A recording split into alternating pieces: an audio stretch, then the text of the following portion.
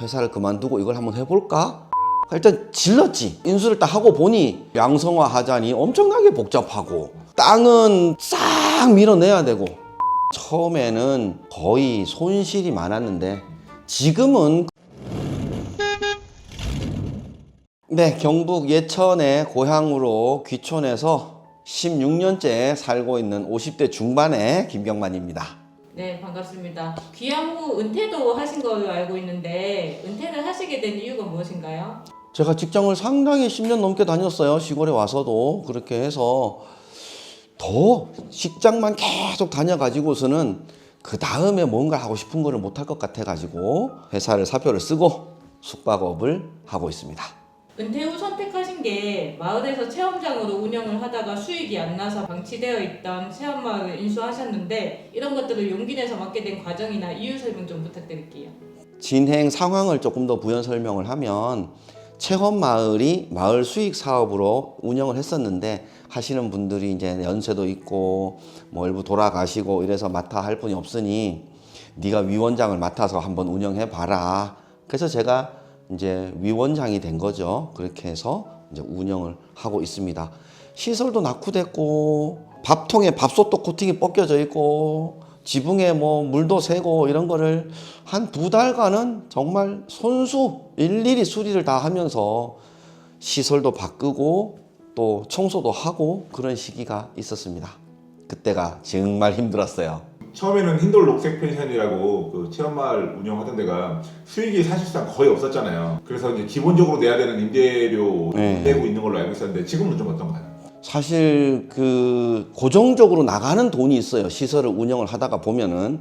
그리고 뭐 공과금도 사실 많이 나오고 그렇다 보니까 처음에는 거의 손실이 많았는데 지금은 그래도 수익을 내고 있고 이제는 정기적으로 오시는 분들이 아예 내년도도 예약을 하고 가시기 때문에 장기적으로 봤을 때는 이제 예약 손님이 꾸준히 늘고 있다 이렇게 말씀드릴 수가 있습니다. 부부가 운영을 하시잖아요. 네. 두 분이서 운영하실 때 손님을 맞을 때 그 체험마을 같은 경우에는 단순히 숙박만 하는 게 아니고 여기저기 체험할 때 가이드도 하셔야 되고 음식도 해줘야 되고 여러 가지 힘든 점이 있을 텐데 어떠세요? 힘들진 않으세요?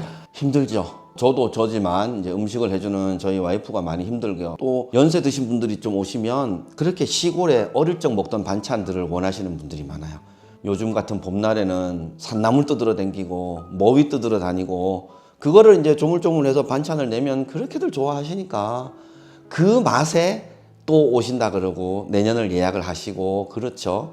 그런 부분들이 사실상 좀 많이 힘들기는 해요. 아 그러면 이쪽에서 이제 산나물을 채취해서 제공을 하시는 거군요. 예, 직접 다 일일이 손으로 어디 뭐 재배하는 농가에 가서 사오는 것도 아니고 특히나 산나물 야채는 저희가 산을 돌아다니면서 일일이 다 뜯습니다. 와 그런 것들을 이제 숙박하거나 이제 체험하시면서 이제 주무시는 분들한테 식사로 제공이 되는 거구나. 예. 아 너무너무 좋은 것 같습니다. 그래서 사람들이 고추장을 많이 찾아요. 비벼 먹고 싶어가지고. 또 하나 농가민박을 운영을 시작하셨어요. 작년부터 이제 좀 돌리시고 올해부터 본격적으로 돌리시고 계신데 제가 알기로 그곳이 완전히 이제 누군가 건물을 좀 지을랑말랑 하다가 다 버리고 손 다 떼고 이제 도망가는 곳으로 알고 있어요. 사실상 방치되어 있던 곳으로 알고 있거든요. 어떻게 그곳을 인수해서 이렇게 꾸밀 생각을 하셨어요?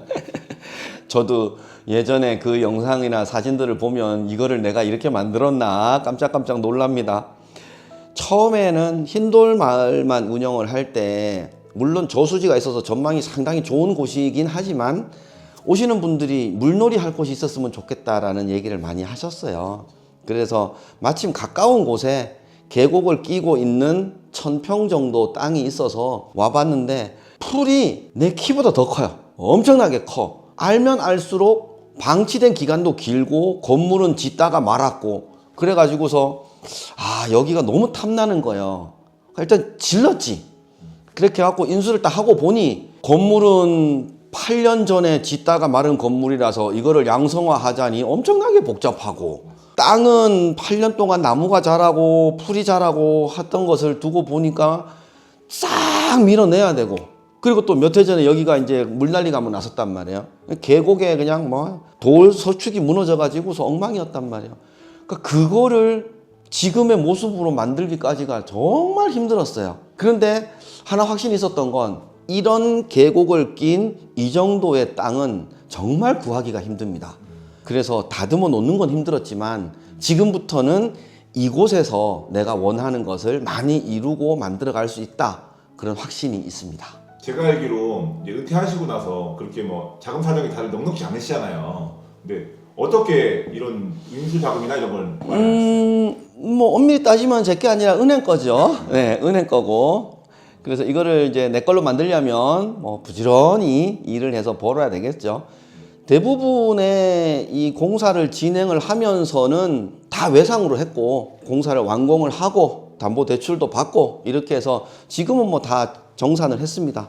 지금부터는 이제 은행에 대출금 갚으면서 돈을 버는 일만 남았는데 열심히 해볼 생각입니다. 예전에 직장 생활할 때였으면 이런 곳을 발견해서 개발할 생각을 못했을 거다. 근데 은퇴하고 나와보고 킨들 녹색 펜션이라든가 이런 걸 운영해보니 이런 자리가 눈에 보이더라라는 말씀을 한번 하신 적이 있거든요. 지금 이제 약간 직장을 못 그만두시거나 아니면 은퇴를 앞두신 분들한테 약간 조언 비슷하게 이런 걸 어떻게 알아볼 수 있었는지 좀 얘기 좀 해주세요. 회사를 다니면은 회사에서 잔업을 1시간 더 하든지 퇴근을 한 번 더 하든지 이렇게 해서 돈을 더 벌려는 노력만 하게 돼요. 보는 시야가 거기까지만이죠. 근데 퇴사를 하고 나와서 내 사업을 하다가 보면은 정말 시야가 넓어져요. 그리고 다양한 가능성을 체험을 하게 되고 그 단계를 저지르는 것까지가 정말 어렵습니다. 저 같은 경우는 체험마을이라는 거를 운영을 할 기회가 생겨서 회사를 그만두고 이걸 한번 해볼까? 그런 고민을 했지만 저지를 수 있는 계기가 된 거죠. 지금 사실 직장 다니면서 은퇴 후를 준비를 하시는 분들이 있으시다면 하나하나 차근차근 알아보시면 어느 순간 확신이 드는 시기가 있습니다. 그럴 때 결정을 하시면 돼요. 너무 성급하게 결정하셔도 안 되고 너무 재도 안 되고 공부도 많이 해야 되겠지만 어느 순간에는 결단을 낼 필요도 있습니다. 결과론적으로 저는 그렇게 결단을 내서 체험마을도 운영을 하고 여기에 계곡집에 민박도 운영을 하지만 아직도 해야 할 일도 많고 갈 길도 멀거든요. 하지만 뭔가 디딤돌이 하나 생겼다는 기분? 그런 기분이 드니까 동기부여가 되죠. 은퇴 후에 많이 걱정하시는 분들이 이제 이런 계곡집이나 농가민박을 운영하고 싶어도 행정이라든가 이런 절차 이런 게 복잡한 게 너무 많거든요. 예. 그런 것들 하나하나 어떻게 헤쳐나가셨어요? 일단은 여기가 8년 전에 건축법에 적용되는 구조로 건물을 짓던 곳이에요. 그리고 방치가 돼 있었단 말이에요. 8년이 지난 뒤에 이거를 양성화하려고 보니까 기준에 조금 부족한 부분들이 있어요. 그거를 다 채워야 된단 말이지. 물론 이거는 뭐 방치됐던 건물이니까 그런 좀 특이한 케이스가 있어서 군청 건축과를 일주일에 한 4-5번씩 왔다 갔다 했습니다. 그러다 보니까 나름의 친분이 쌓이고 나중에는 굳이 안 가도 전화로 상담을 해서 바꾸고 그러면은 또 서류 하나 넘어가고 그렇게 해서 건축 양성화하고 관정 파고 이런 포장하고 하는데 사실 어려움이 좀 많았어요.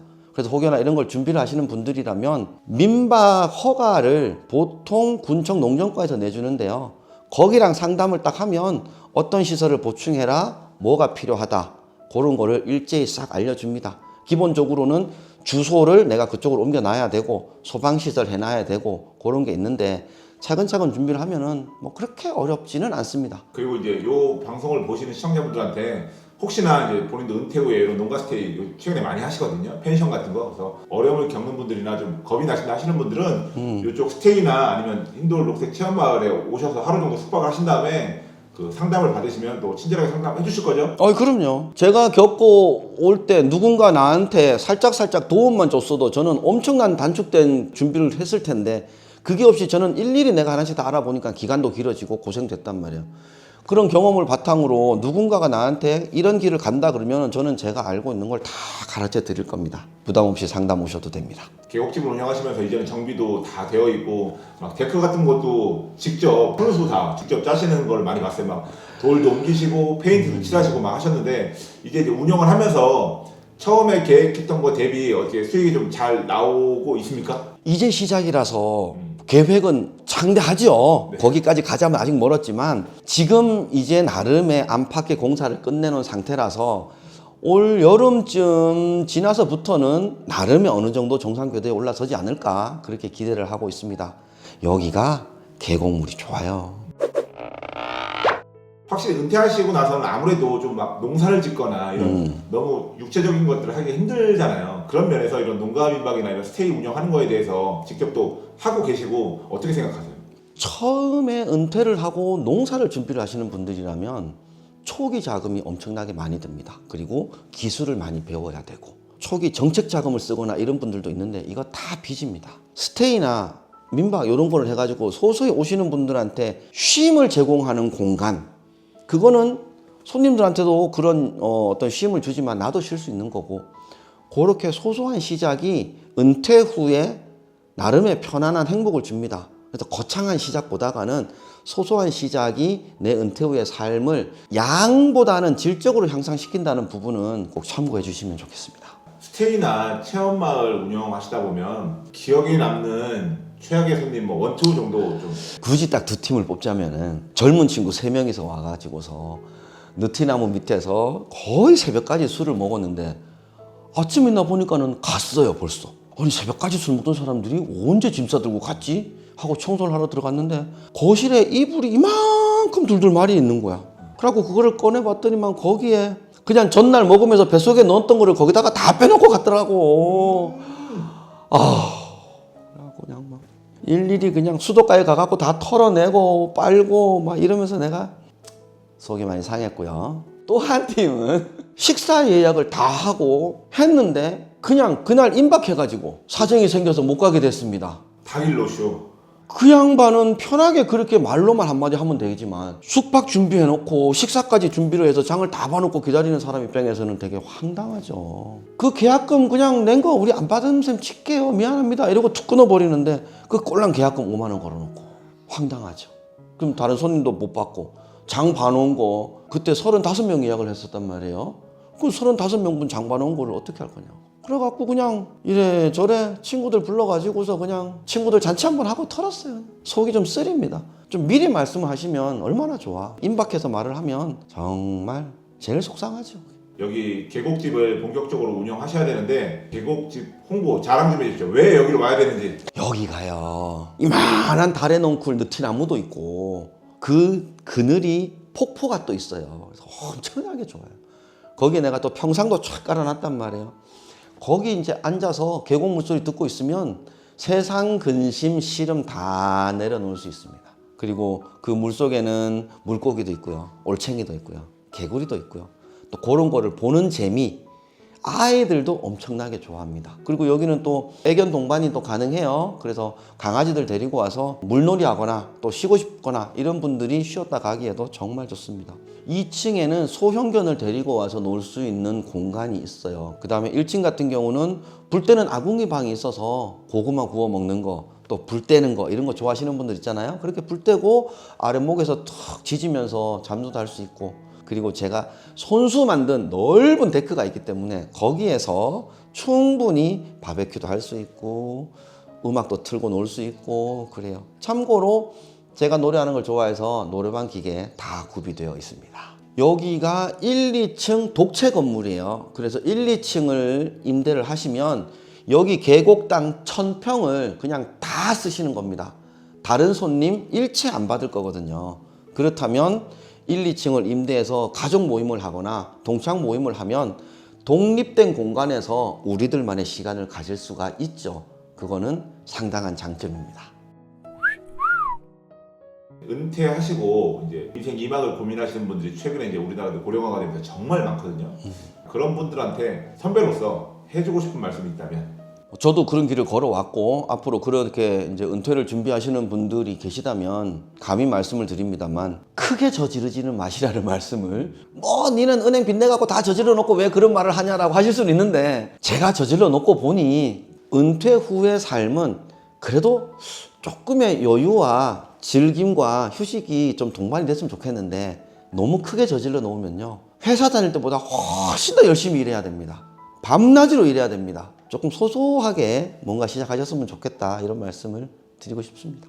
네, 오늘 이렇게 인터뷰 해주셔서 너무 감사하고요. 앞으로 운영하시는 체험마을하고 계곡집 잘 운영이 잘 돼서 은퇴하신 형님 누님 분들한테 모범 사례로 좀 남았으면 좋겠습니다. 네, 오늘 감사합니다.